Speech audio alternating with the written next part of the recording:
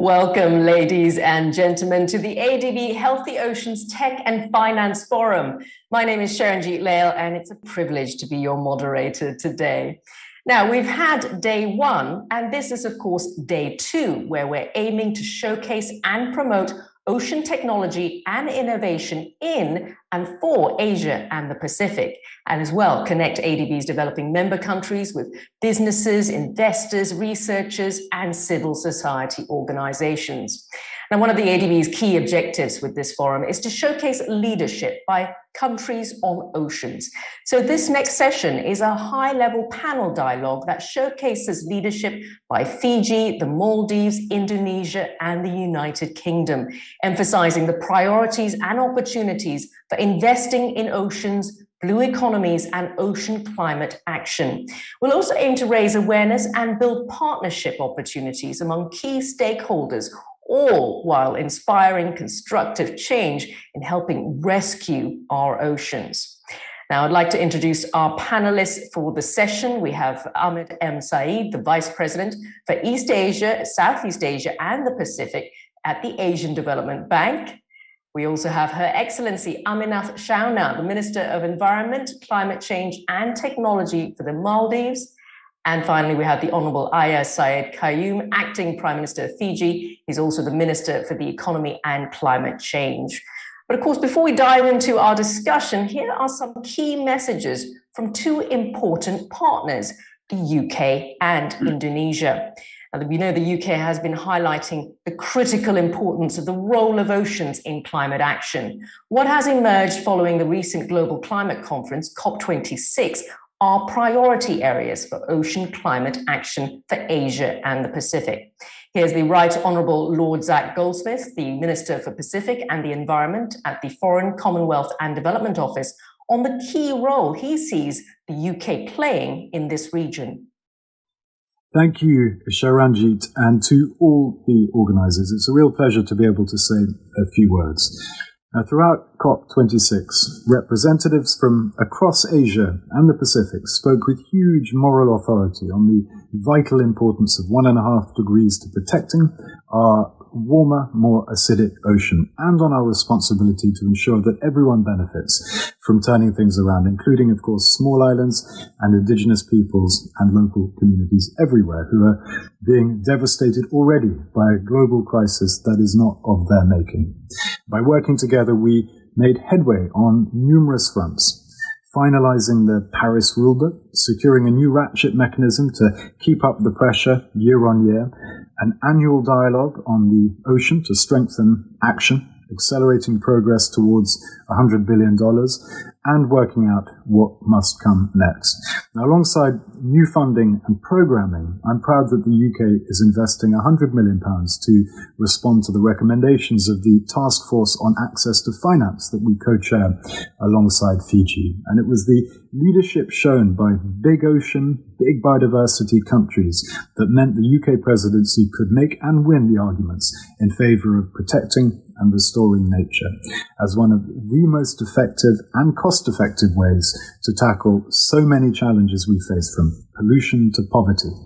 Now, together we brought nature from the margins of the global conversation around climate change into the heart of our response, domestically and internationally. Now, for our part, we have committed to double UK international climate finance to £11.6 billion, and crucially to invest nearly a third of that in nature and nature-based solutions.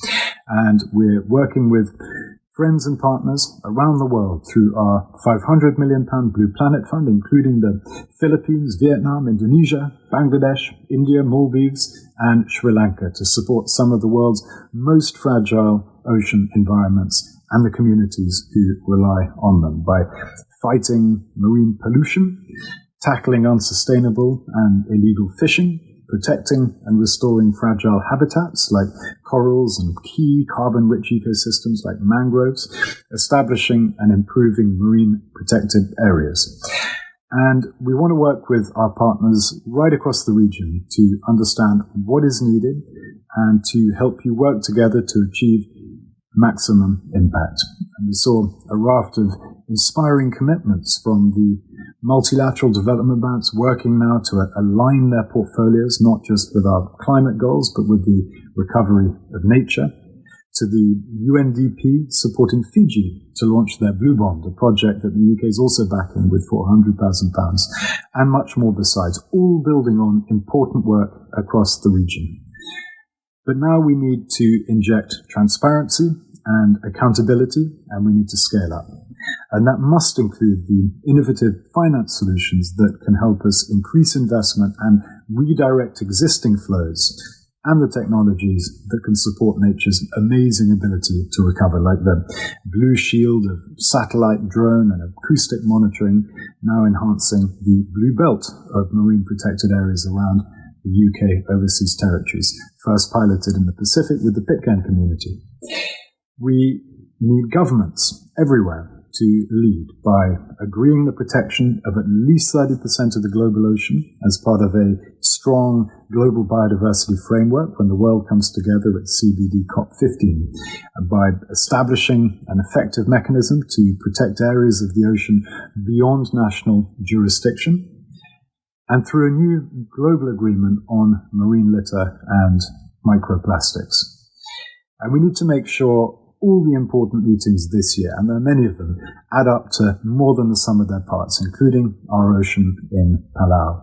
And many of you are already playing leading roles, and I'm proud that the UK is co-leading global alliances backing these important goals. Ultimately, we must make this the decade that we reconcile our lives and our economies with the natural world, and that includes, of course, the health of our ocean. It's an immense challenge, but if we work together across governments, across sectors, across society, there is absolutely no reason why we cannot do it. So thank you for all that you do and for inviting me, and all the best for your conference. The extraordinary opportunities and challenges there, and that was the Right Honourable Zach Goldsmith from the UK. Well, on to Indonesia next, which has made significant progress in ocean protection and growing the blue economy. Well, this year we see Indonesia assuming the G20 presidency, and next year the ASEAN chairmanship. What are Indonesia's priorities and strategies for taking forward the healthy oceans agenda in these international platforms? Well, His Excellency Luhut Binsar Panjaitan, the Coordinating Minister for Maritime Affairs and Investment, tells us in this video. Distinguished guests, ladies and gentlemen, highly appreciate ADB for hosting this privileged forum. As a maritime nation, Indonesia commits to preserving the ocean in a sustainable manner and well managed, which balances food security and business objectives against sustainability and the long-term impact on the ocean ecology. Distinguished guests, ladies and gentlemen, the COVID-19 pandemic has become a major challenge for every aspect in Indonesia, including in marine and fishery sectors. Some of the affected sectors are marine transportation, distribution of fisheries product, and small-scale fisheries. Aside from solving the pandemic, the government of Indonesia is also struggling to keep the ocean healthy, especially from harmful human activities such as illegal fishing and oil spill. We have developed integrated monitoring system for detecting IUU fishing, fish stock, mariculture, marine debris, the change of shoreline, and improves coastal vulnerability through coral reef restoration under program Indonesian Coral Reef Garden. In 2020, we have restored 7.43 million meters square of coral reef in Bali Island, which is the largest coral reef restoration ever made on Earth, funded by National Economic Recovery Program, and employ more than 10,171 people. Indonesia will issue a new sustainability policy to shape the future of ocean health becomes a breakthrough program on capture fisheries. This program is the development of marine and fisheries sectors based on innovation and technology toward a sustainable blue economic prosperity.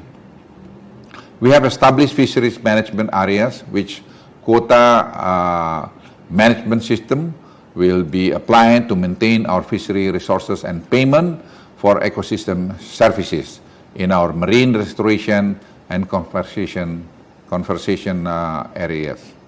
In aquaculture, we have ponds retaliation, the sewage, the treatment plant is development to minimize the waste from shrimp farming. To increase fish farmer income, we build aquaculture fishing village based on local wisdom in some areas in Indonesia, which is also to protect the extinction of high economic value fish commodities. Distinguished guests, ladies and gentlemen, ocean plays an important role in adapting and mitigating the impacts of climate change. Ocean has been mentioned in preamble of the Glasgow Pact. Indonesia also has integrated the ocean in our updated NDC. Part of our commitment to ocean is enhancing our coastal resilience. This year, we will continue coral reef restoration program for at least 500 hectares at 9 locations, including in marine conservation or tourist destination area. Also, we have a mangrove rehabilitation program for 600,000 hectares, and the target could be achieved in 2024. The rehabilitation program not only restores the environment, but also conserves as well as supports our communities by its labor-intensive program.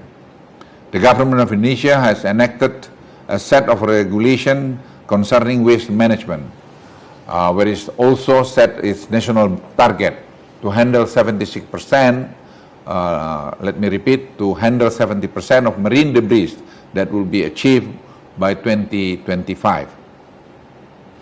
Meanwhile, the government has successfully mitigated waste leakage by 25% compared to the 2018 level. The vision goes even further. One of them embodies the principle of the circular economy, in which plastic waste will no longer end up in our ocean and landfills. Larger investment in circular economy has a role in the long term of reducing plastic pollution. It is a complementing the short term of cost-effective and targeted action of plastic education. To realize those targets, in collaboration with the National Plastic Action Partnership, we have estimated that the investment costs are required to a total of 5.5 billion US dollar, including a budget for operating funds of 1.1 billion US dollar per year by 2025 in order to run effective waste management and recycling system. Distinguished guests, ladies and gentlemen, in 2021, Indonesia Ocean Health Index scored 76.76. This value exceeded the targeted score and increased from the score in 2020 that was 73.74. This increase was one indicator of success of national development. Therefore, the target will be strengthened and established in the coastal and marine areas, which include solid political and legal institutional aspect, increasing community welfare, increasingly advanced and strong economic structure, and the realization of diversity biological is awake.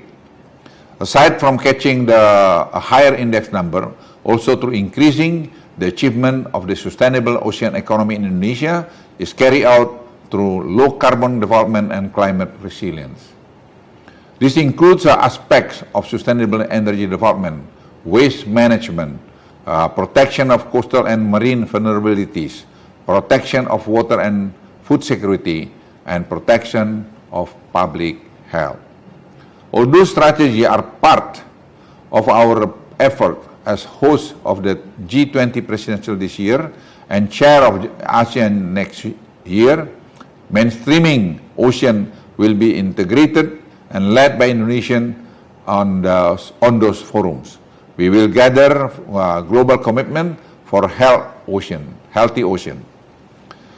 The efforts will become useless if it is not supported with financing. Blue Sea Finance Hub could be alternative for accelerating the process.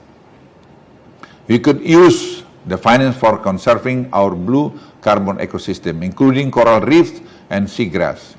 Indonesia also needs technology transfer for renewable energy from the ocean. We welcome discussion about this.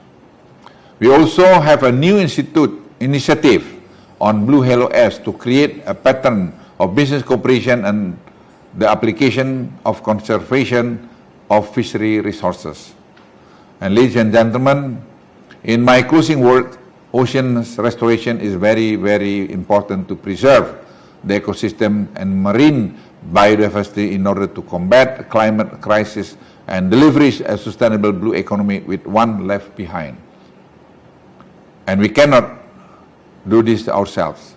We invite real support and collaboration from you, our strategic partners, and other for our healthy and sustainable ocean now and in the near future. Thank you very much.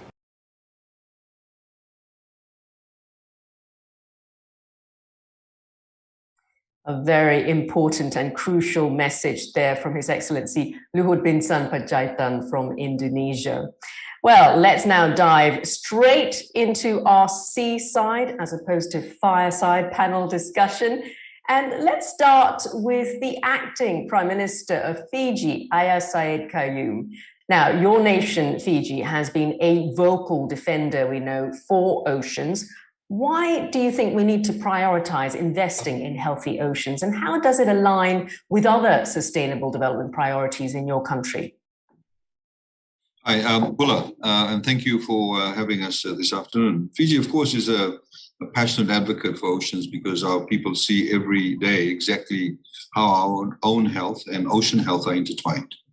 We are stewards of about 1.3 million square kilometers of blue Pacific. 27% of our population live within 1 kilometer of the coastline, and 76% live within 5 kilometers. Our reefs, our coastal watersheds, rivers, and high seas are among our greatest source of food, culture, resilience, and sustainable development. We're committed to sustainably managing all of our ocean by 2030, with 30% as marine protected areas, or MPAs, which of course we've been working with the UK on. But even if you cannot see the ocean from the window of your seaside home, we're all oceanic people who depend on a healthy ocean, I should say. Just the same, we all put a risk by its degradation. The value of a healthy ocean cannot be captured on a spreadsheet or an investment prospectus, but by the numbers. The world's oceans have generated over US $1.5 trillion in economic activity in 2010, and is expected to reach over US $3 trillion by 2030, including fishing, shipping, offshore wind energy, maritime and coastal tourism, and marine biotechnology. The ocean's intangible value lies, in fact, in the life it supports, our lives and the life of every organism on Earth. And there's even more the ocean can offer us if we're willing to change our relationship from one of abuse and exploitation to one of harmony and opportunity. Quite literally, the ocean is our blueprint to achieve a better and more sustainable future for all, from sustainable livelihoods to economic development, to gender equity, to climate action, zero hunger, and sustainable cities. So of course, we must defend it. And because the ocean is a single connected resource, we have to work beyond our shores and beyond our regions to enlist every nation in ocean preservation. It's not just about investing in healthy oceans. It is about understanding the importance of sustainable ocean management in the broader context of the blue economy. Investing in healthy oceans is, in fact, investing in economic development. The Asia-Pacific region is the world's largest producer of fish, providing food and income to more than 200 million people and employing more than 50 million people in the sector. And in fact, 84% of the global population engaged in fisheries and aquaculture are in Asia and the Pacific. Despite their vital importance, fisheries are facing severe threats from climate change, environmental degradation, and overfishing. Such threats are amplified in coastal areas, fishing areas close to highly populated areas, a strong demand from growing Asian economies. The challenges of managing marine captive fisheries lie in our ability to govern and enforce fisheries legislation. Multilateral agreements and voluntary instruments are in place, but they must be translated into tangible results at the grassroots, including fisheries laws and policies.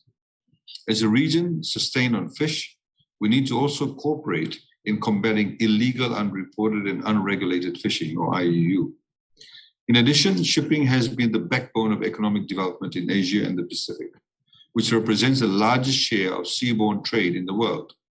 Fiji is decarbonizing our shipping sector by shifting towards energy-efficient fleets in line with our net zero target by 2050.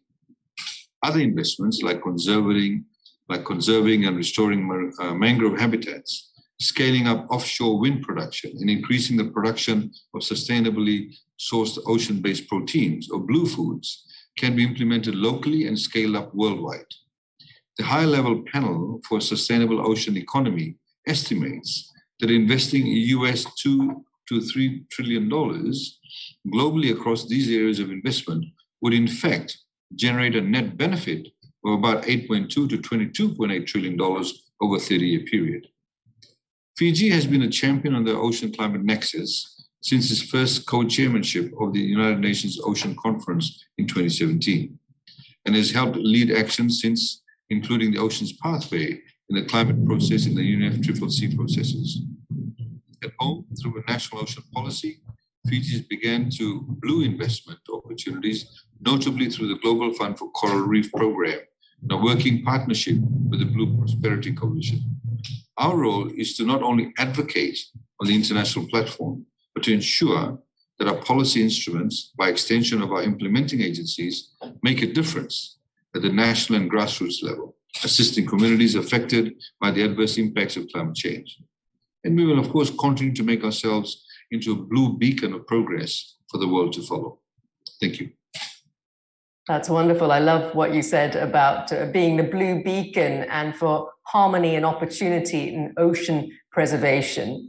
Well, now moving on to the Maldives. Your Excellency, Aminashona, we know that the Maldives is a small island developing nation surrounded by a large marine estate with an economy, of course, very much dependent on ocean-based tourism and fisheries. What actions has the Maldives taken to protect ocean health? And in what areas do you see the greatest need? Good morning, and it's a real great pleasure to be here. And thank you for giving me the opportunity to speak on behalf of the Maldives as well. We are a very large ocean state. We're just about 1% of our country's land. So rather than a small island state, we're actually a large ocean state. And like you said, our entire country is dependent on the ocean for income, for protection, and for food as well. So the ocean essentially is our most important natural resource and asset as well, if you think about it from all perspectives. We are mostly known for a very high-end tourist destination, but we are also a country that is severely threatened by the impacts of climate change, as well as human impacts on the ocean. But regardless of whether what we do at home is having an impact at a global level or not, we still want to continue to be leaders and to prove that whatever we do, no matter how small we are, we can make a difference at home. In this regard, we have the world's most sustainable fisheries in the world, and we catch our fish one by one. And this is one of the ways that we continue to protect our fish stock and our ocean resources. Secondly, we place a high regard on protecting our ocean resources. We have protected at least 13% of our coral reef area right now. And we are the 7th largest reef system in the world. And we continue to identify ecologically significant mangroves and reefs and areas that are important for our ocean health. We are also part of the High Ambition Coalition, and we continue to pledge to protect at least 30% of our oceans at a global level by 2030. While we do this, we also recognize that ocean pollution, and particularly plastic pollution, is becoming a big problem for us as well, and not necessarily from sources that are coming from what we do at home in the Maldives. Regardless, again, we are implementing a single-use plastic phase-out plan, and we have already started to implement it, and we have banned 13 single-use plastic items, including import, production, and sales of it. So hopefully our intention is to phase out single-use plastics by 2023. So these are the things that we are doing at home to protect our oceans. But we must also recognize that climate change is the single most biggest threat for the health of our oceans. We saw in the last El Nino, over 70% of our coral reefs bleached, and this is already having an impact on us. And we continue to see that every year is a record warm year, not giving the coral reefs that it needs to adapt to the changes as well. So in response to your question on about what areas do we see the greatest need, I think really keeping the temperatures below 1.5 is the most important thing we need to do at a global level, at national level, in this regard. We are committed to reach net zero by 2030. And even despite our contribution to climate change is negligible, we will continue to show that whatever we do at home can have an impact at a global level as well. One of the main issues that we also face is despite our fisheries industry being one of the most sustainable at a global level, we are facing problems because of overfishing and exploitation of the resources beyond our EEZ is having an impact on our fish stocks. Therefore, we need to have international cooperation on sustainable management of fisheries and to agree on these targets. We need to have international and legally binding agreements on marine plastic pollution and marine debris as well. We need to have a legally binding agreement to keep global temperatures below 1.5. So this is what I wanted to highlight in this important panel. And I really hope that we come to an agreement on these things. And the time is where we are running out of time, and countries like the Maldives, small island nations, we don't have the time, and it's critical that we agree on these targets. Thank you. Thank you so much, Your Excellency. Truly very good points there. And it's so commendable to hear that the Maldives will be phasing out single-use plastic by 2030, amongst, of course, the other list of things that your nation is doing. Now, at this point, I'd like to introduce a poll question that's in line with what we've been hearing the ministers talk about. And I'll be asking you a question, and I hope you will be able to vote on your answer. The question is, what do you see as the most promising solution for healthy oceans in your country? And here are your choices. Is it community-driven actions, including locally managed marine areas, the use of high-tech solutions, support for small and medium ocean enterprises, ocean governance, planning and accounting, the use of nature-based solutions in coastal development, the circular economy development and waste reduction, or finally, is it support for sustainable fisheries, aquaculture and value chains? Please look through very carefully and give us your answers. And of course, I will be telling you the choice with the most votes at the end of this session. Now, returning to our discussion, we've heard the chief concerns from the Maldives and Fiji, but what can multilateral development banks like the ADB do to help? Well, turning to you now, VP Ahmed Saeed. In 2019, we know that the ADB announced its ambitious action plan for healthy oceans and sustainable blue economies. So how has the ADB been supporting its developing member countries to achieve healthier oceans? Thank you, Sharanjit, for hosting this session. And of course, I want to express my appreciation to the many official sector representatives we have, Her Excellency Amina Shana, His Excellency Al-Sayed Khayum, and of course, Pak Lahut and Lord Goldsmith, who also joined us.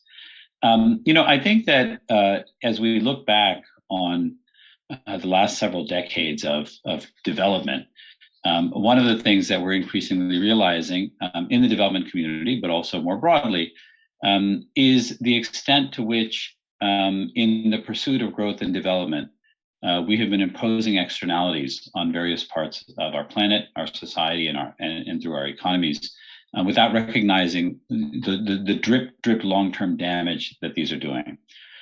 We all know that Earth is described as an ocean planet. Its oceans are its most visible, in many ways, most precious resource. And yet, for an incredibly long time, we have ignored the impact that our human development, anthropomorphic activity is having on the health of our oceans. And as we can see, our island developing countries, places like Fiji and the Maldives, they're really on the front lines of this impact, as I think was noted very eloquently by our representatives from these countries. Their people live close to the ocean, their livelihoods are intrinsically linked to the ocean. We used to use this phrase, canary in a coal mine, an early indicator of risk.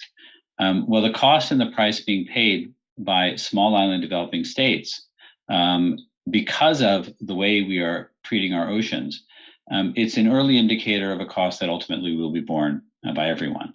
And I think that as a global society, we've all been late to come to this realization. But now that we're at this realization, we're mobilizing. And we're mobilizing to try to change the course and the trajectory of our relationship with this incredibly important resource, our oceans. Here at ADB, I think we're trying to take a multi-pronged approach. In the first instance, as an institution that focuses on its clients and its developing countries, we're making an effort to empower our DMCs themselves to have the tools and resources that they need in order to sustainably manage their oceans. Second, as a financial institution, as an organization with a bank in its name, we're looking to mobilize capital in order to support that effort. And as we go forward, we're also going to be looking to try to create increasingly transformational and integrated approaches, nature-based solutions for coastal resilience, circular economy solutions to reduce marine plastic, and innovative ocean finance to grow blue economies. In terms of, just to say a bit more in terms of our approach to supporting our DMCs, we really are placing an emphasis on leveraging the unique convening power we have as an organization, the capacity we have to generate and to share knowledge and insight from within and across the region and from externally and the rest of the world to the region, our ability to support policy and fiscal reform, and the capacity that we have to provide technical assistance. Just to share a few examples, in the Republic of the Marshall Islands, ADB is supporting community-led atoll conservation and resource management planning. We're increasingly trying to make use of technology and innovative solutions. We'll be interested to see the response we get to the survey that you're conducting. In Kiribati, for example, we have a very interesting and innovative partnership with the European Space Agency to strengthen fisheries surveillance using new tools. And of course, as was noted by other speakers, the topics of ocean health and climate health are deeply, deeply linked. And ADB has been very active in supporting collaboration amongst our member countries through the Coalition of Atoll Nations on Climate Change. This is an organization that Maldives is, of course, a leading member on. In terms of total financing, between 2019 and 2024, we've already mobilized $4.6 billion in ocean investments. These include nature-based solutions, including integrated flood risk management in Indonesia, mangrove reforestation in Pakistan, and eco-sensitive coastal protection in Fiji. We've also started to do blue loans. We recently did a private sector blue loan, $100 million to expand plastic recycling capacity in Asia. And in the Maldives, we recently helped establish an integrated solid waste system. And then maybe just to close, I'll briefly mention that as we move forward on this agenda, of course, collaboration with our developing member countries will always be at the forefront of our approach. And we will also be trying to bring to that process increasingly holistic and transformational nature-based solutions. We're going to keep trying to increase investment in solutions that accelerate the transition to a circular economy, including those focused on high-quality recycling and green business. And of course, ocean finance, a subject we'll return to a bit later in this discussion, will remain a very, very important area of focus for ADB. But at the end of the day, our role as an institution, more so than anything else, is to be an enabler and a force multiplier for our developing member countries, and to support them in achieving the objectives that they define and that we are uniquely positioned to help advance. Thank you. Thank you so much for that, VP Saeed, and so gratifying to hear what the ADB is doing, and that some $4.6 million has already been raised towards this in just a few short years. Now we can go back to Fiji. At COP26, we know that Fiji announced its intention to issue a blue bond. Now, Acting PM Ayaz, can you tell us why and what can we expect from this blue bond? Hi, thanks for that. This is very much very topical for us as we want to issue this blue bond by August of this year. I think from the onset, I'd like to say that innovative approaches for financing ocean solutions will be in fact critical to preventing runaway climate change, enforcing the 1.5 degree guardrail, preserving the integrity of the ocean. Of course, that for us is the big picture. The goal is the vision.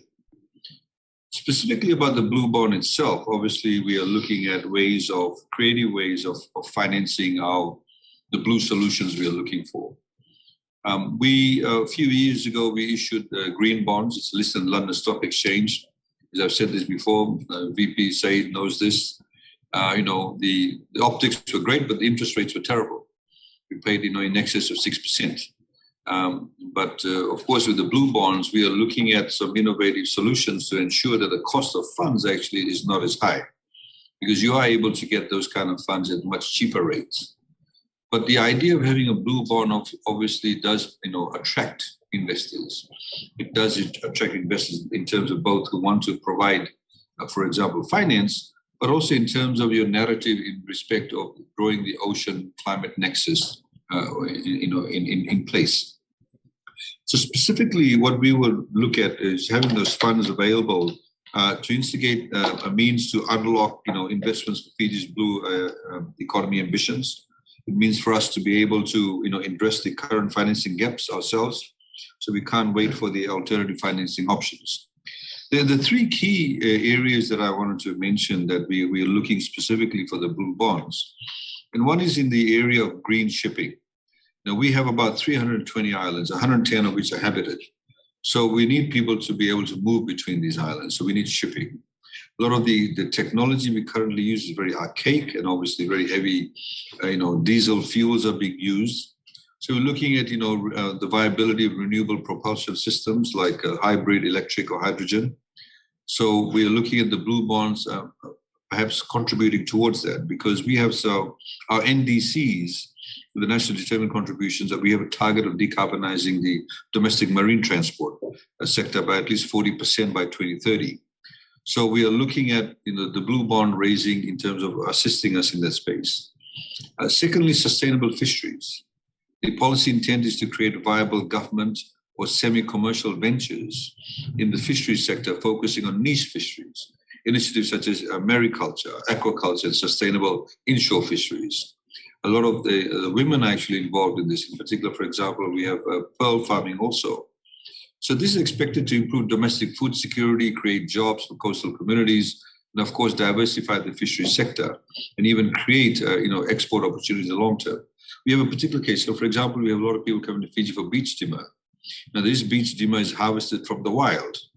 However, it can in fact be grown in the backyard lagoons of these communities who live along the coastal line. So if we are able to have hatcheries and then use these lagoons and bring in this sort of baby beach dimmers and let them grow in the natural environment and then actually then harvest it as opposed to going to the wild. So the sustainability factor is there. And the third area overall is the policy intent to entice private sector investment in the 4 marine protected areas that we've currently gazetted. We're potentially under 14 areas that we like to put under consideration. A lending facility we're looking at being created, ideally through a financial entity like the Fiji Development Bank as a delivery partner that will be offered to tourism operators, village cooperatives, and NGOs. It is expected that the lending facility will provide concessional loans for delivery of blue economy initiatives.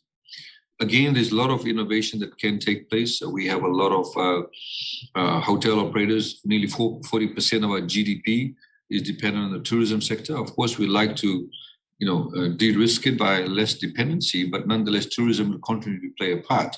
And we need to have sustainable tourism. And the blue bonds actually can contribute towards helping us develop a policy and indeed a practical implementation of the policy, working with the private sector by making funds available. For example, our development bank currently has an agriculture loan subsidy scheme. We could similarly have a similar process in which we have blue bonds being used for that particular facility, but focusing on the blue economy. So I think in a nutshell, perhaps I could end there, but that's the overall sort of target objective of the blue bonds. Yes, that's quite a list of things that Fiji is putting into place there, and it's good to hear. Turning on to the Maldives now, I mean, Minister Amina, what's needed for the Maldives, your nation, to take advantage of some of the exciting opportunities we know that are now available in the ocean space? Thank you. And like I mentioned even before, there's a lot we can also benefit from what's going on at a global level. We are about 1,200 islands, and from the 1,200 islands, inhabited are about 187 islands. And that's where Maldivians live.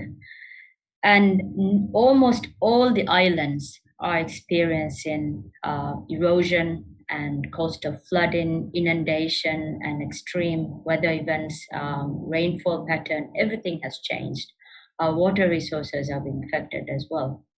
But unlike back in the days, now there are technologies that we can benefit. And if we have access to these, we can quickly plan out our critical adaptation plans as well. One of the things that I would like to refer to is particularly the development of satellite technology as well that could be used to monitor ocean pollution in terms of debris and also what's happening to mangroves, what's happening to coral reefs. But the issue now is we have very limited access to these things. We also don't have historical data that could provide us a good analysis on what's happening to our country's coastlines and the ocean resources. But this is something that we have been working right now as well to access this, to use this information and data to plan out future adaptation policies and projects as well. Secondly, I think it's really critical that we begin to seriously focus on protecting oceans at a global level that is beyond our national jurisdiction. This is very important, and this also will benefit countries like the Maldives that are dependent on fisheries, and that could also help us manage our fish stocks. Thirdly, and this is something that is very critical because countries like the Maldives, we don't have access to the finance and resources that we require urgently to adapt to the changes because of climate change. And a lot of the times, the financial resources, when they do reach us, ground realities have changed as well. For instance, after we put a proposal on shoreline protection, the money reaches the Maldives after about 3-4 years. And by then, even more of the islands have eroded and more of our water resources are affected as well. So it's really critical that we have financial resources that are accessible and that it's required for us to implement our NDCs. So that's where I'd like to leave for now. No, that's a very good point, Minister. I mean, you exemplify the urgency of the situation, how perhaps all these facilities may not be happening quickly enough. You know, ocean financing and other things, perhaps they need to be happening much faster. Turning back to the ADB now, VP Saeed, I'm glad you mentioned the ocean financing a little earlier, because we are here today as part of the ADB's inaugural Healthy Oceans Tech and Finance Forum. And of course, we know that the ADB has been making great strides in this area. So can you tell us more about what ADB and developing member countries can do to maximize ocean finance and to ensure that really all this is happening quickly? Yeah, absolutely. And I think, we need comprehensive, rapid action at scale. And we need it in the enabling environment, but we can't wait for the enabling environment. And so we have to also move quickly, to accomplish what is possible under current conditions while we work to improve the framework within which ocean finance happens. At ADB, we were the first multilateral development bank to adopt an ocean finance framework to use to guide ocean investments. This is a framework that can be used by our developing member countries, adapted, modified as appropriate for their own use. We recently developed 2 new finance facilities to support ocean projects. Last November, we launched the Jakarta-based Blue Southeast Asia Finance Hub. The goal of this hub is to create $300 million worth of bankable ocean health projects in the next 3 years. The features of this initiative will be presented in detail at the ASEAN Catalytic Green Finance Special Session, which will be coming up next. Later today, we'll be launching another important initiative together with UNDP and UNEP. This is a regional finance facility called the SME Blue Impact Asia Fund, focused on accelerating small and medium ocean enterprises. As we all know, SMEs are critical to our economies. They make up 90% of the businesses and provide 70% of the employment in the blue economy. At ADB, we're also working to develop replicable models of innovative financial products. His Excellency Minister Qayyum mentioned Fiji's efforts in the blue bond space. Last September, ADB issued our first blue bond, a $300 million capital markets instrument. In 2022, we're developing an incubator to support sovereign and corporate bond issuances from our developing member countries based on this model. We are also working on an innovative parametric insurance for coral reef health, targeting Fiji, Solomon Islands, Indonesia, and the Philippines. I mention all of these initiatives not because I think they're sufficient, but because we simply don't have time to wait. And at our institution, we are trying to move out to try to test ideas, develop ideas so that lessons can be learned. In the background, while these efforts are being made, we also have to invest in the infrastructure of ocean financing. And so ADB is also working very hard with its developing countries to strengthen the underlying enabling conditions and policy framework, which allows for the successful flow of capital to address this problem. And there are several important steps in our work here. First, as we all know, you can only manage what you measure and what you value. And so ADB is working with its developing countries to help develop natural capital accounting systems that allow us to value the oceans as an asset and to measure the benefits from ocean positive investments. This is an important first step from a policy perspective. In conjunction with that, countries need to strengthen their policy, institutional, and governance frameworks They need to remove barriers, and they need to incentivize public and private sector actions to investment. Things like consistent policy frameworks, removing incentives which may have been created for one reason but have a perverse impact on the oceans, and harmful subsidies, increasing domestic resource mobilization, particularly in targeted ways for ocean health, things like environmental tax, and of course, transparency. These things are all important for investor confidence in the enabling environment. And finally, we need to put in place knowledge and partnerships that can build cross-sectoral, multi-stakeholder collaboration for impact. This is something that we're trying to do through a new and important initiative called the Regional Natural Capital Lab. This is a place to bring together knowledge, capacity, frameworks, tools, and partnerships. And I would just close by saying that, again, emphasizing there is no time to waste. We need to move forward on the specific initiatives we are able to identify. We've already begun to do that at ADB, but our ambition is much greater, and our door is open for innovative and exciting new ideas that either developing member countries or others think can have impact.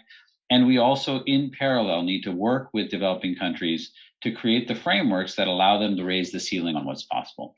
And I think that is a description of a very high-level description of our efforts in this very important space.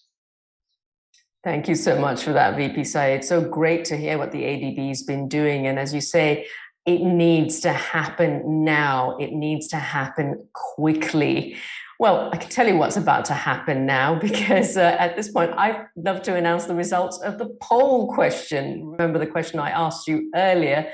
What do you see as the most promising solution for healthy oceans in your country?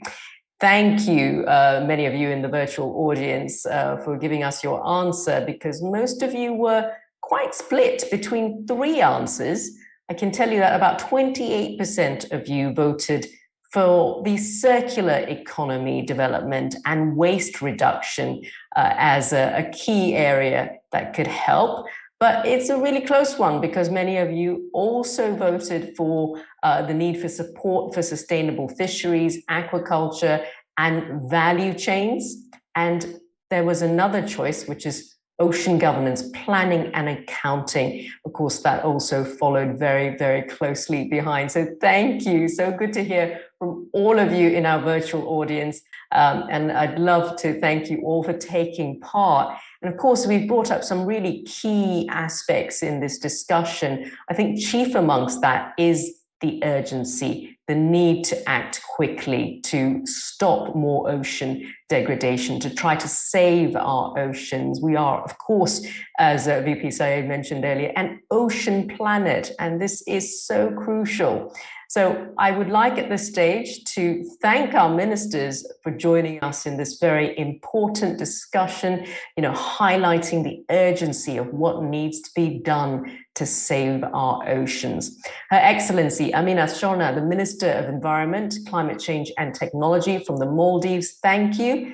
And the Honorable Aya Saeed Qayyum, the Acting Prime Minister of Fiji, as well as the Minister for the Economy and Climate Change. Thank you so much for participating in this very important discussion. Of course, we are going to keep this discussion going, and some of the points that you heard VP Saeed mention, we'll be talking about them even further very shortly. So thank you all for watching. Please don't go away, because we'll be back very momentarily for another special session. And this is a session where we will launch a key book, which will act as a fundamental guide to what we've been talking about today. And that is, of course, ocean finance and the crucial role it will play in saving our ocean planet. So we'll be right back.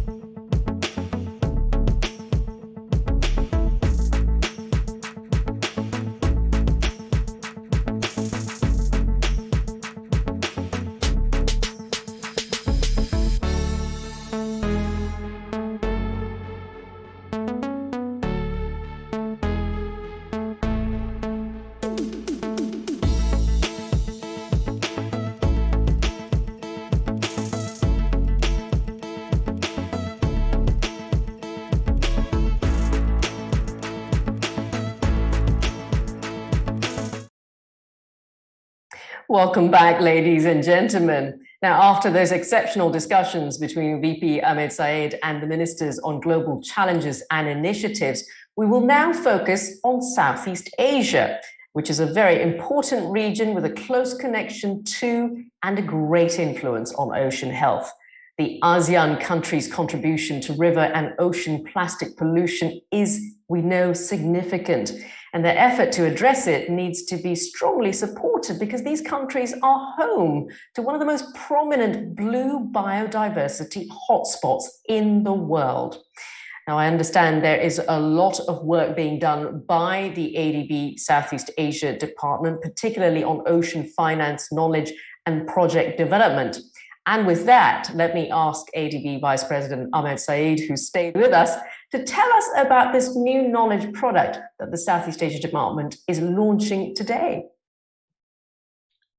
Thank you so much, Ranjit. And I think the timing couldn't be better for this book. As we all know, our oceans are under attack. Climate change, and it's a multi-pronged and multi-front attack. Climate change is causing rising sea levels, ocean warming, and acidification. Unsustainable fishing is depleting the fish stocks that create a healthy ecosystem in the ocean. And agricultural pollutants, untreated wastewater, and plastic, 8 million tons of plastic, are entering the oceans every year. It really is not too much to say that as a civilization, we are attacking our oceans. Literally, we are biting the hand that feeds us. Despite the environmental and economic benefits of healthy oceans, despite the fact that they are literally what keeps us alive, a growing number of natural and human-induced threats to this precious resource continue unabated. The international community increasingly recognizes the importance of ocean health.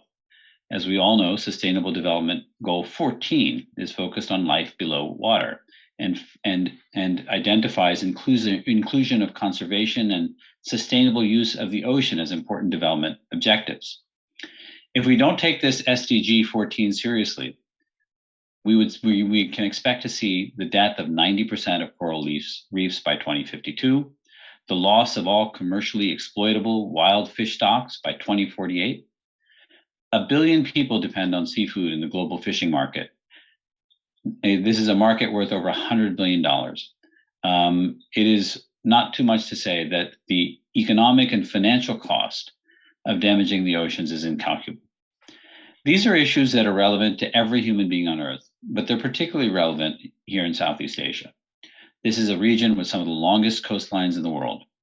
In Indonesia, the largest archipelago nation and the second largest fish producer in the world, the ocean economy contributes over a quarter to the country's GDP, with marine capture, fisheries, and aquaculture alone employing around 7 million people.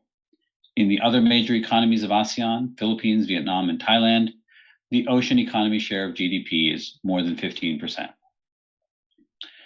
Now, fixing the oceans is going to take many things, but none of it is going to be possible without money.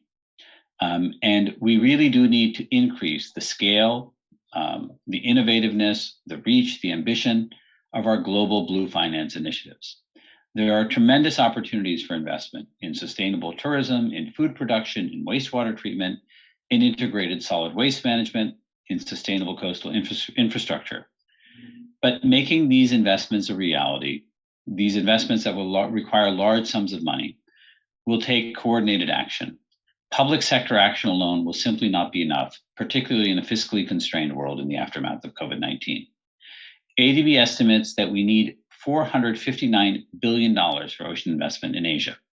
This will require the mobilization of private capital, commercial and institutional finance, capital markets transactions, and public-private partnerships.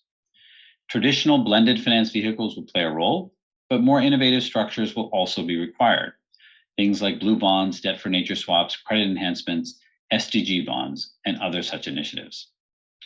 This is why ADB's Southeast Asia Department, through the ASEAN Catalytic Green Finance Facility, has developed the report that it's our privilege to be together to launch today.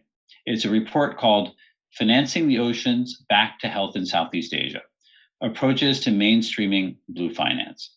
It provides an overview of the blue economy with a focus on the investment approaches, opportunities, and finance mechanisms that we will need to get to a sustainable ocean. It includes a focus on the role of multilateral institutions like the ADB, our sister institutions, bilateral development finance institutions, but also focuses on market-based approaches and how to incentivize and attract private and commercial capital. There's a very broad range of ideas discussed in this book, everything from blended finance to guarantee and revenue support structures, first law guarantee mechanisms, and ocean health credits. I think it's a very important and comprehensive overview of the tools that we have at our disposal and some of the tools that we need to develop so that they are at our disposal as we tackle this very, very important topic. In closing, let me just say again, Sharanjit, something that you said during our prior session. We don't have time to wait. It is absolutely critical that we mobilize, and educating the broader investment community is an important part of mobilizing capital and resources. And I'm hopeful that this book, something that I'm very proud of, that the team here today has accomplished, will play a role in that. From ADB's side, we'll do more than share these ideas. We have technical assistance funds available to test some of these ideas in different ASEAN countries.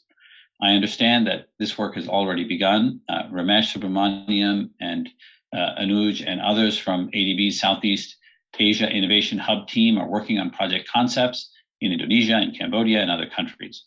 We're going to need to develop more of these innovative finance solutions and mechanisms to help develop blue projects across the region.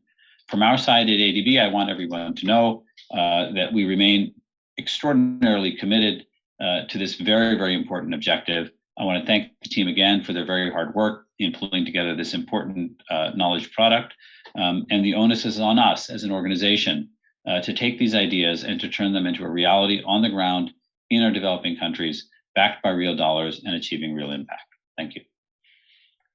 Thank you so much, VP Ahmed, Saeed. A truly inspirational note there. And of course, I'm sure we all look forward to reading this book, but not just reading it, of course, also understanding the solutions available at our fingertips to try to save our oceans. Now, I also understand that to put the learnings from this new book into action, the Southeast Asia Department has recently launched a hub that would be based in Jakarta. And I'd like now to introduce Ramesh Subramaniam, the Director General of ADB's Southeast Asia Department next. Ramesh, would you tell us more about the Blue Southeast Asia Finance Hub? Thank you so much, Sharanjit, first of all, for hosting and moderating this part of the program, like very efficiently you did the previous one. By way of, before I go into what the hub, what is it and what will it do, Sharanjit, I'll just pick up on what VP Saeed shared by way of underscoring particularly 2 points. To put in the global context, more than 90% of the global warming that we've seen in the last about 40 years occurred in the oceans. And as VP Saeed noted, lots of people are dependent on oceans, but the economy, the ocean economy is rapidly declining and we need to act. 4 countries in Southeast Asia stand out. Now, these are countries that are heavily dependent on ocean economy. Those are Indonesia, Thailand, Philippines, and Vietnam, many others as well. But these 4 are quite dominant. And unfortunately, they are also the ones who contribute to significant ocean pollution, which needs to be addressed. Now, it's one thing to talk about these things, but translating these large needs, large problems, to turn them into investable opportunities, it takes a lot of efforts. Even in normal circumstances, I say normal circumstances, to build a road, to build a power plant, it takes a lot of efforts to put together project structures and to attract particularly private capital. Now, if we talk about pollution or climate change broadly, there have been significant public investments that have been taking place, that have been coming in from governments in Southeast Asia. But the investment requirements are massive, and we do need to bring private capital in, and that is precisely what the Blue Ocean Hub will focus on, precisely to address these challenges, and also in line with our action plan for healthy oceans and sustainable blue economies, as well as the Ocean Financing Initiative, both of which were mentioned in the previous session. We launched the Blue Southeast Asia Finance Hub last year in November 2021. As you said, Sharanjit, based in Jakarta in our resident mission. Now, this will be supporting the entire region. It's not just focused on Indonesia. What does the hub do? Now, it plans to do 4 things. First is to accelerate the development of a pipeline of blue projects to identify the needs and to make them bankable, mainly to improve the sustainability and conservation of the region's oceans, water bodies, marine ecosystems, all that come under the context of SDG 14. Second, catalyzing a large flow of capital. Public will happen, but private needs to happen into well-designed blue projects.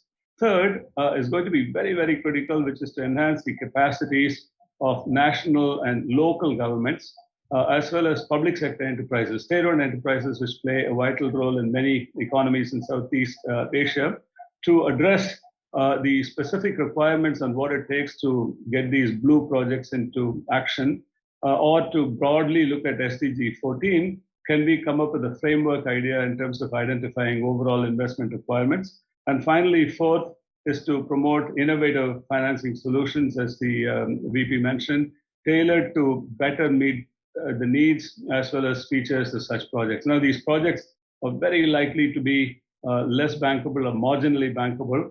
We do need to create a steady stream of revenues coming out of these projects. Now, in addition to these 4 things that I mentioned, because the hub is located in Indonesia, we will particularly work with national and local government entities in Indonesia to identify, prepare, and structure blue finance projects. And second, the small and medium-sized enterprise point that you made in the previous session, which the ministers pointed out, that we believe is going to be very, very critical, particularly in the post-pandemic context. That is an area that we will be focusing on. What are the some of the examples of projects that are under development? The 300 million figure that VP mentioned, that's what we are focusing on with immediate attention. By 2024, we want to develop a few projects, but this is 300 million in terms of the investments that will go in from our sources, but we need to mobilize at least 3 times capital from other sources, including development finance institutions. Philanthropies have a role to play. They're very interested in this, and we are talking to them, as well as obviously private, including institutional and commercial financiers who can come in. The hub has already secured a fair bit of technical assistance, which we are now putting into effect. We are also developing blue finance roadmaps for the countries, including a blue bond issuance program that we are working on in the region. And finally, in closing, Sharanjit, as you know, ADB has, our president has sharply increased our climate financing ambition to deliver $100 billion in cumulative financing to 2030. Now, this would include $34 billion in cumulative adaptation and resilience investments. And we hope that the Blue Southeast Asia Finance Hub will play a significant role in that. Thank you so much, Sharanjit. And let me conclude. A video will now be shown of the Blue Southeast Asia Finance Hub, which I think it's always, a picture is worth 1,000 words, better than my words. You will see in the video. Thank you.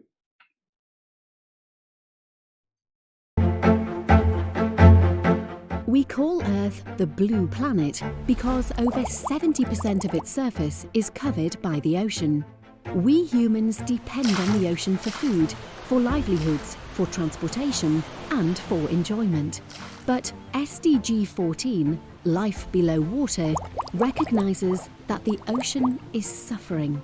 Ocean health is feeling the detrimental consequences of decades of unabated, unsustainable practices at sea and on land, like overfishing, mining, pollution, waste dumping, and human-induced climate change. If treated like a country, the ocean would be the 7th largest economy in the world, and it offers endless economic opportunities in sectors such as sustainable tourism, food production, waste treatment, and sustainable coastal infrastructure. However, blue infrastructure financing is a key concern for realizing the blue economy's true potential. ADB estimates that we need more than $1.7 trillion per year for green infrastructure in Asia-Pacific, including for ocean health. To reach this amount, we need financing from commercial and institutional finance, capital markets, and public-private partnerships. Traditional ways of raising finance cannot reach this target alone. To develop the blue economy sustainably, we need innovative financing structures that can bring in the necessary private and public sector investments. Unfortunately, the blue economy market has its challenges. There is no widely accepted definition of what makes an investment blue, and there is a lack of assurance requirements in reporting its impact. With its biodiversity and wealth of natural resources, Southeast Asia has great potential for a vibrant blue economy. But the waters in the region are being harmed by rapid urbanization and industrialization, unsustainable agriculture and aquaculture, and a constant increase in plastic pollution. And 6 rivers in Southeast Asia are among the most polluted in the world. To address these challenges, and in line with both our ocean financing framework and our action plan for healthy oceans and sustainable blue economies, ADB is establishing the Blue Sea Finance Hub, based in our Jakarta office. The Blue Sea Finance Hub will help Southeast Asian governments develop and access finance for bankable ocean health projects by supporting innovative structuring of blue projects, strengthening capacities of governments, and helping SMEs in the sector scale up their business models. The end goal of the hub is to catalyse a pipeline of blue projects worth at least $300 million by 2024 that can attract financing from the public and private sectors. To learn more about the Blue Sea Finance Hub, visit this website now.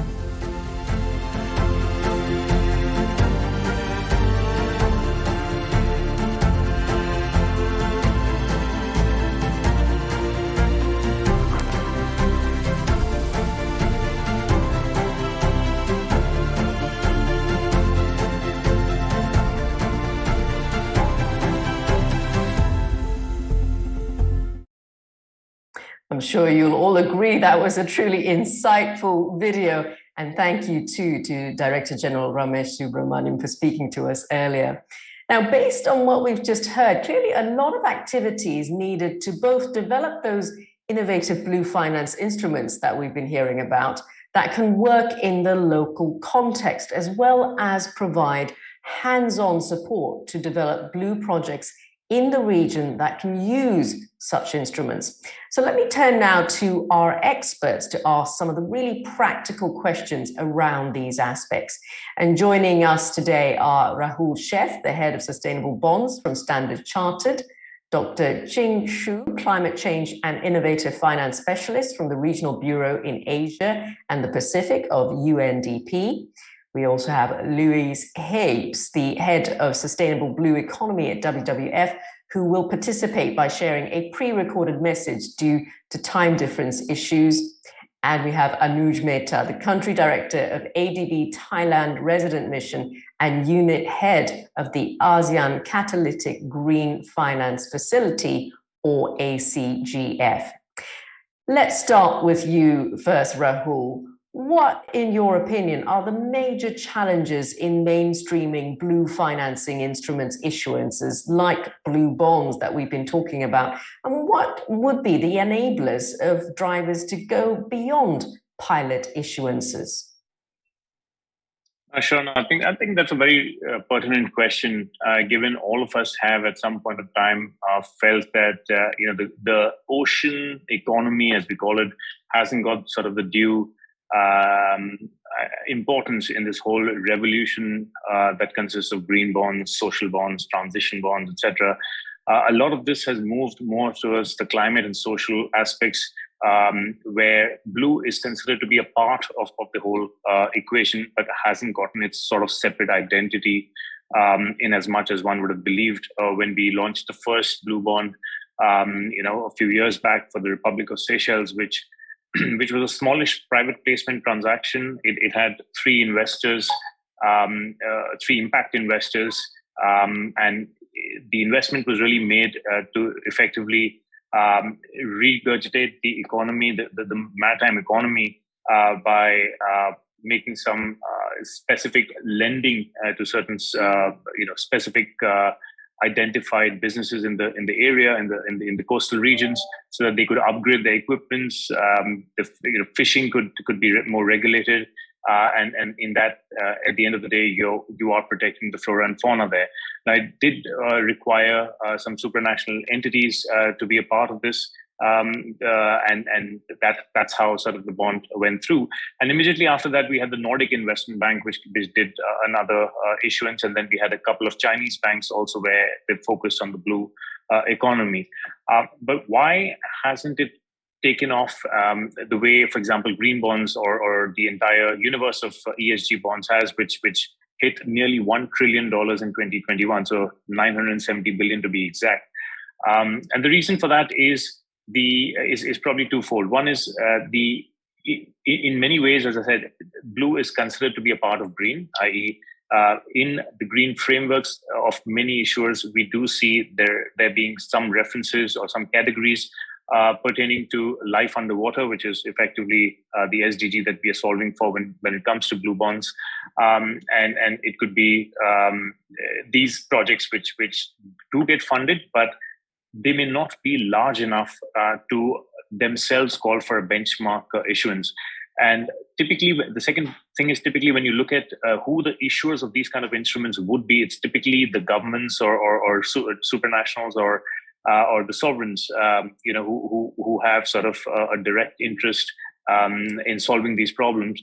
Of course, there are corporates and banks who are funding some of these projects, and they may also look to issue. But when you're talking about scale, it really tends to be these sovereigns, and we have a number in ASEAN who have long coastlines and who do deal with these problems on a day-to-day basis. But having said that, in terms of when you look at sovereigns, when they are coming to these markets, typically the issuance size can be in multi-billion dollars sizes. And when we look at sort of getting appropriate number of assets or quantum of assets, it may fall well short of trying to get to that jumbo size that we're talking about. So it becomes a bit of a private placement style volume transaction. So I think these are some of the key issues that we see in terms of why it's probably not become as mainstream. Although it's still, I would definitely say there are a lot of private placement investors, especially out of Japan.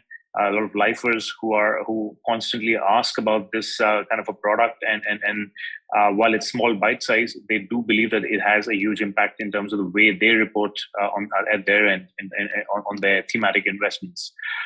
So I think from an enabler point of view, it really needs to be one where this is more publicized with some of the government issues which come out.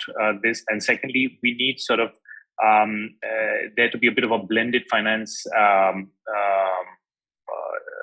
feel to many of these transactions, which helps sort of bring out a number of smaller players in the market who are directly involved with the maritime economy of their respective regions, but just don't have the scale to be able to do something of this sort on their own.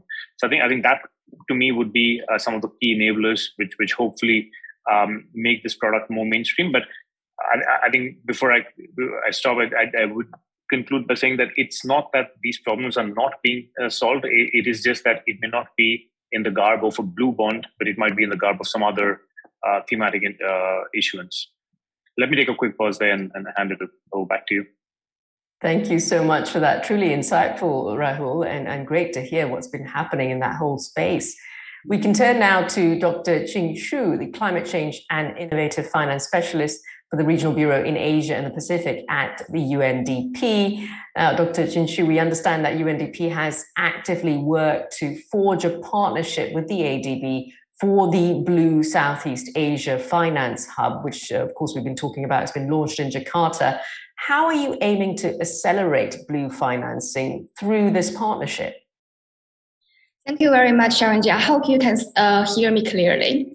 Thank you for your question. And first of all, I'd like to wish my fellow panelists and audience here a very good afternoon, good morning, good evening, wherever you are living now. And hope everyone has been healthy and safe amid the rising cases globally. So allow me to answer by first noting that Southeast Asia, including Indonesia, face challenges in maintaining a sustainable marine ecosystem, despite we greatly dependent on the oceans, right? And UNDP is working on to progress inclusive and sustainable blue-focused economy to uplift the lives in the coastal area communities and surrounding area.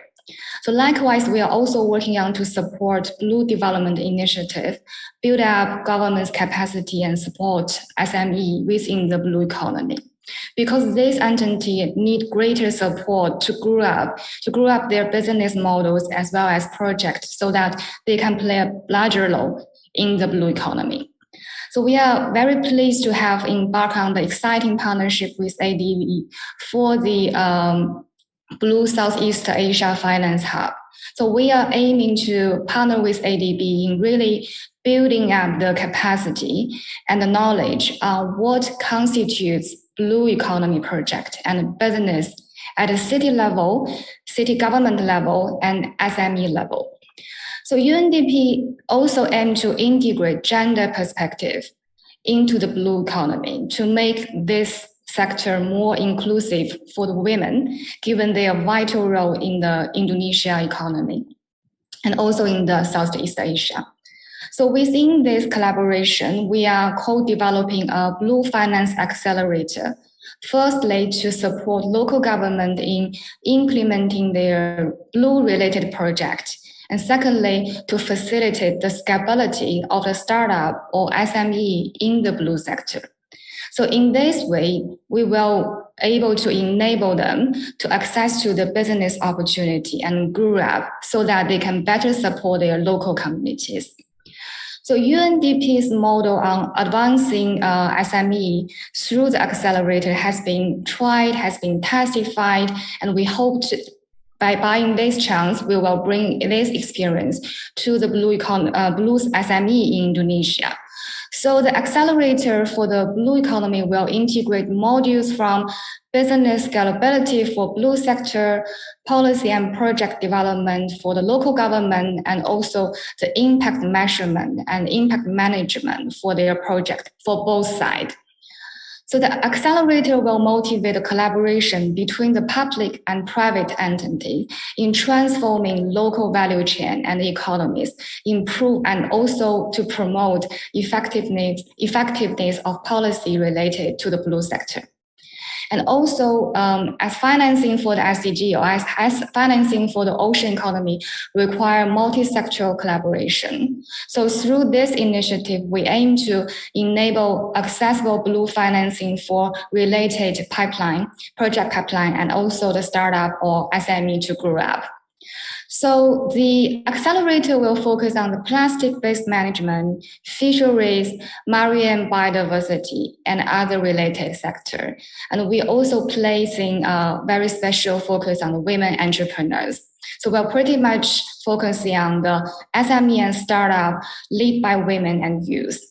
So I'll just closing by saying that we're really looking forward to, together with ADB, making real impact on SDG aligned area of community resilience, sustainable maritime, climate change, and gender equality. So, and we are also very open to bring more opportunity to work with partners in the blue sector. So over back to the moderators. Thank you very much.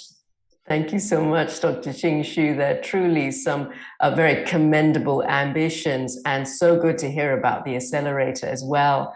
Now, of course, another key question is how to ensure the most impactful projects receive priority. Now, we asked Louise Heaps, the head of Sustainable Blue Economy at WWF, about this. WWF, we know, has played a critical role in developing the Sustainable Blue Economy Finance Principles jointly with the UNEP, the European Union, the World Resources Institute, to which, of course, we know the ADB and other multilateral banks have been aligned. So we asked Louise Hicks, what do these principles play in supporting the transition to sustainable blue economy?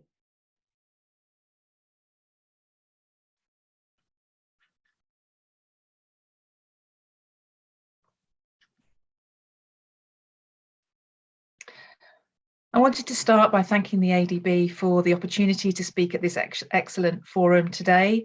The principles were actually created back in 2018 with some urgency in reaction to the unprecedented development that we saw taking place in the ocean economy. And whilst we know that the ocean's natural capital has enormous value, the science is clear. Our ocean is now facing significant challenges posed by loss of critical ecosystems and biodiversity.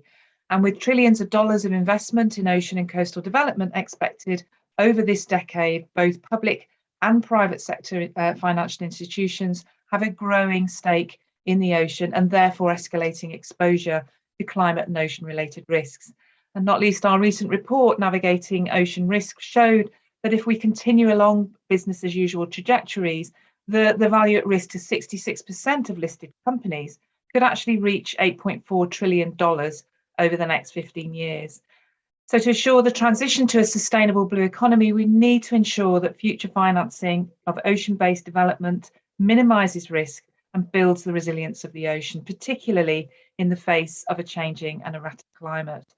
And the Sustainable Blue Economy Finance Principles provide the first global framework to guide investment decisions and development policy towards the most sustainable development pathways, ensuring that ocean-related investments deliver long-term value without having a negative impact on marine ecosystems or on efforts to reduce carbon emissions. And as such, they're designed to align with the Ocean Sustainable Development Goal and complement existing frameworks governing responsible investment, such as the Equator Principles and the UNPRI. And by fostering cooperation and communication on everything from ocean health and scientific research to data collection and technical innovation, the principles actually aim to encourage a multi-sector shift that recognises the need for a systems-based approach so that all the interrelated dependencies and potential risks between sectors are also fully addressed. The principles actually recognise that we already have many of the necessary governance tools, regulations and approaches to build ocean resilience and improve long-term investment opportunities. And these might include marine protected areas or ecosystem-based marine spatial planning. But however, these do need to be prioritised and well-resourced. They also highlight the importance of compliance, of transparency and of disclosure. And whilst they're voluntary and non-regulatory, widespread adoption could actually transform future development, ensuring that mainstream finance flow and financial flows are being directed in the right way. And they're now the guiding framework of UNEP-FI's newly formed Sustainable Blue Economy Finance Initiative. And there are over 36 signatories to the principles and over 70 members to the platform, including both public and private sector partners such as the Asian Development Bank and the Bank of Qingdao. And these members represent over $10.9 trillion in terms of assets under management. So to translate this high level and somewhat visionary framework into guidance, UNEP-FI are working with WWF and many others to develop granular guidance across a number of major maritime sectors. And this guidance outlines which activities and investments should be avoided, such as known harmful and illegal activities in the ocean economy, which require additional oversight and transition pathways, and which should actually be sought out for future investment. In terms of public sector and development finance, the principles also offer an important blue lens, aligning with the vision of building back bluer and take into account the importance of protecting, restoring and sustainably managing the ocean's natural assets as the foundation of a sustainable blue economy. Therefore, it's securing food supply, livelihoods and economic prosperity. So they're therefore entirely relevant to the public sector and were endorsed by the Portuguese government last year, and we hope that other governments will follow. And certainly with many countries already starting to develop sustainable blue economy plans or sustainable ocean plans, it would be excellent to see the Sustainable Blue Economy Finance Principles being used as an overarching framework. And I'll leave it at that. Thank you very much.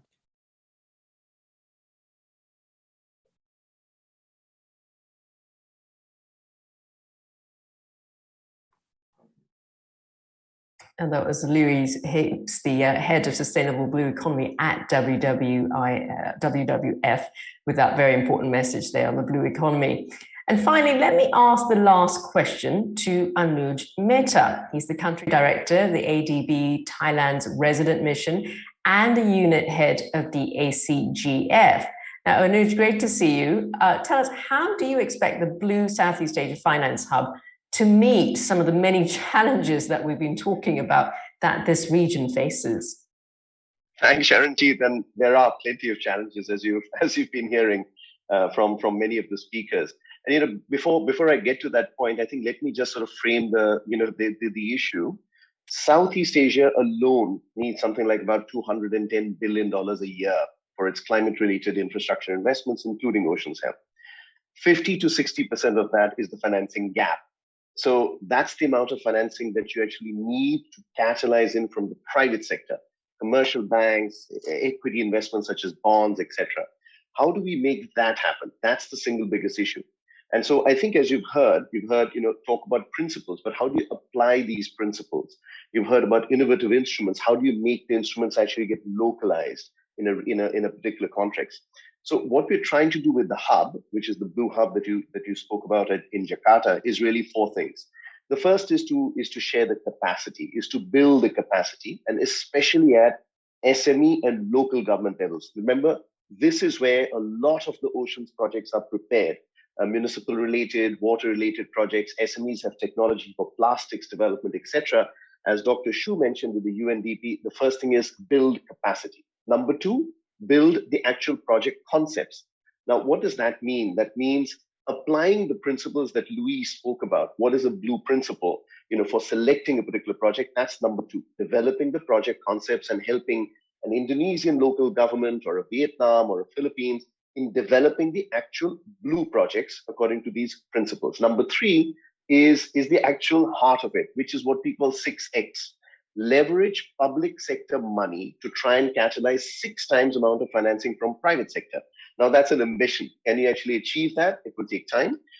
Now that's where you'll see, for example, a blue credit model or a blue bond being developed and applied to a particular case. And each structure will be different depending on a local context. So that's number three, the development of the actual finance models which can leverage in finance. And then fourth is access to finance. And as you mentioned earlier, the ACGF itself has about $2 billion of financing for green and blue projects across Southeast Asia. The Korean government has specifically pledged about $300 million there for blue projects. So we will try to also bring in the financing from the ACGF. So in a sense, it's an integrated approach where you're not just giving an idea, but you're actually developing a project and then getting access to the project from some of the public sector funds that we have available, which can then catalyze capital in from different sources. That's the idea. So, I'm hoping that the target that we've set ourselves for the Blue Hub, 300 million worth of projects in 3 years, is actually much, much, much higher that we achieve at the end of 2024. I'll stop there, Sharanjeet. Back to you. Well, thank you so much for that, Anuj, and truly inspiring to hear all of the things that are being done to try to protect the ocean with these financial instruments. And I want to thank as well all our speakers for joining today, for all the exceptional insights that you shared with us. It shows, just how finance and technology can be used to rescue our oceans and to stop the 8 million tons of plastic that really enters the ocean every year. And bear in mind, of course, that the ocean contributes some $2.5 trillion to the global economy. It is the life force that keeps the planet going. So coming together to find these solutions that we've been discussing is truly inspiring, because it clearly shows that we can have a future where oceans are valued as a vital part of our economies, human life, health, as well as well-being. Thank you all once again, ladies and gentlemen, for joining us today. And please stay with us throughout the day with more exciting forums and sessions in this ADB Healthy Oceans Forum. Thank you.